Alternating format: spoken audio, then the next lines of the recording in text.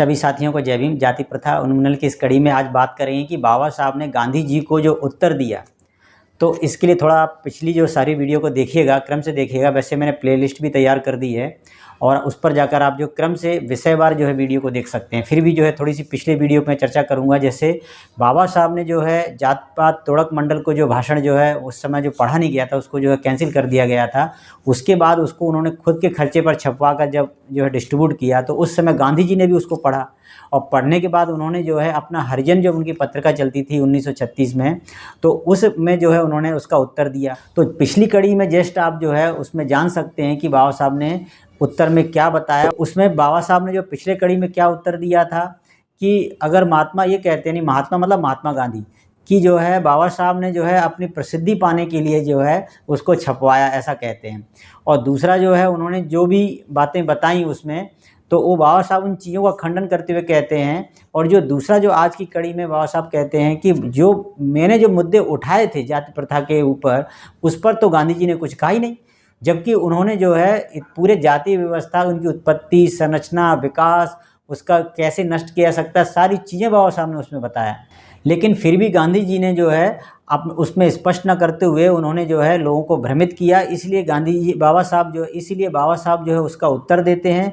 और आज के उत्तर में जो है बाबा साहब कहते हैं प्रमुख तौर से जो मैंने मुद्दे उठाए थे उन मुद्दों पर गांधी जी ने बात ही नहीं की। और उसमें से वो प्रमुख 6 मुद्दे जो बहुत ही महत्वपूर्ण मुद्दे हैं, उस 6 मुद्दों पर जो है बाबा साहब कहते हैं इन बिंदुओं पर तो चर्चा कीजिए, इस पर तो बात उठाइए और इस पर आपका क्या कहना है इसको जो है ज़रूर बताएं।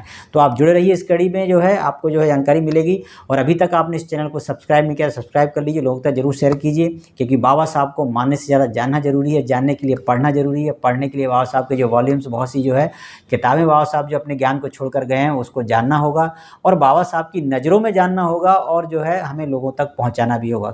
तो बात करते हैं आज के इस विषय पर बाबा साहब के शब्दों में। बाबा साहब कहते हैं प्रयोजन के अलावा भाषण में उठाए गए प्रश्न के बारे में महात्मा को क्या कहना है।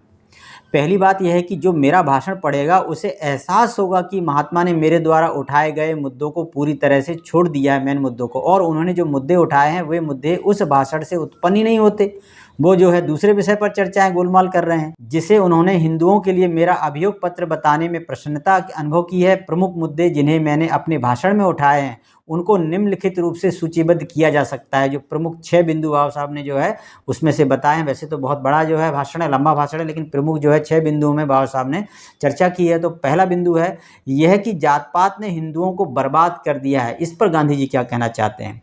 दूसरा यह है कि हिंदू समाज को चातुर्वर्ण के आधार पर, यानी ब्राह्मण, क्षत्रिय, वैश्य, शूद्र के आधार पर पुनर्गठित करना असंभव है। और इसके बाबा साहब ने जो है बहुत से कारण गिनाए हैं और उन कारणों को आप पिछली कड़ियों में जान सकते हैं। क्योंकि वर्ण व्यवस्था रिश्ते हुए एक बर्तन की तरह है या उस आदमी की तरह है जो नाक की सीध में दौड़ रहा है। यह अपने गुणों के कारण अपने को कायम रखने में अक्षम है। उसमें ऐसा कोई गुण ही नहीं है कि जो है यह जाति व्यवस्था या वर्ण व्यवस्था जो है बनी रह सके। और इसके बाद बाबा साहब कहते हैं तथा इसमें जाति व्यवस्था के रूप में विकृत हो जाने की प्रवृत्ति अंतर्निहित है, यानी कि हर कीमत पर यह विकृत होगा ही होगा, ये किसी भी तरह से सही नहीं रह सकता।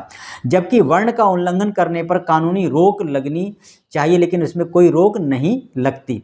तीसरा बिंदु है यह कि चातुर्वर्ण के आधार पर हिंदू समाज को पुनर्गठित करना हानिकारक है, यानी कि दोबारा से जो है चातुर्वर्ण को जो है सफल तौर से जो है लागू नहीं कर सकते, क्योंकि वर्ण व्यवस्था ज्ञान प्राप्त करने के अवसर से वंचित कर देती है और लोगों को जो है निम्न कोटि का बना देती है तथा अस्त्र धारण जो है करने से भी वंचित करती है और उन्हें जो है दुर्बल बना देती है, कमजोर बना देती है। चौथा यह कि हिंदू समाज को ऐसे धर्म के आधार पर पुनर्गठित करना चाहिए जिसमें स्वतंत्रता, समानता, भाईचारा, भ्रातृत्व के सिद्धांत की मान्यता दी जाए। क्या ऐसा सिद्धांत है?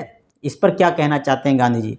पांचवा यह कि इस लक्ष्य को पाने के लिए जाति और वर्ण के पीछे धार्मिक पवित्रता की भावना को नष्ट किया जाना चाहिए, क्योंकि ये जाति व्यवस्था, ये वर्ण व्यवस्था उस शास्त्रों पर जो विश्वास है, वो धार्मिक जो भावना है उस आधार पर ही जो है ये टिकी हुई है, तो उसको ही सबसे पहले नष्ट करना होगा। इस पर गांधी जी क्या कहना चाहते हैं। छठवां यह कि जाति और वर्ण की पवित्रता केवल तभी नष्ट हो सकती है जब शास्त्रों की दिव्य सत्ता को अलग कर दिया जाए, समूल नष्ट कर दिया जाए। ऐसा देखा गया है कि महात्मा द्वारा उठाए गए प्रश्न मुझे मुद्दे से बिल्कुल अलग लगते हैं, जिसमें भाषण के मुख्य तर्क उन्होंने खो दिए हैं। जो बात कही गई है उस पर उन्होंने किसी प्रकार का जो है तर्क या किसी प्रकार की जो बात नहीं रखी। तो बाबा साहब जो है गांधी जी को इस माध्यम से जो है अपना उत्तर देते हैं। और अभी जो है आगे कड़ी में जो आप जानेंगे, क्योंकि उत्तर अभी समाप्त नहीं हुआ। बाबा साहब जो पूरी तरह से जो है कहते हैं ना धो डालते हैं। तो आप जो है जुड़े रहिए इन कड़ियों से, जाति प्रथा उन्मूलन की। तो मिलते हैं अगली कड़ी में। सभी साथियों को जय भीम।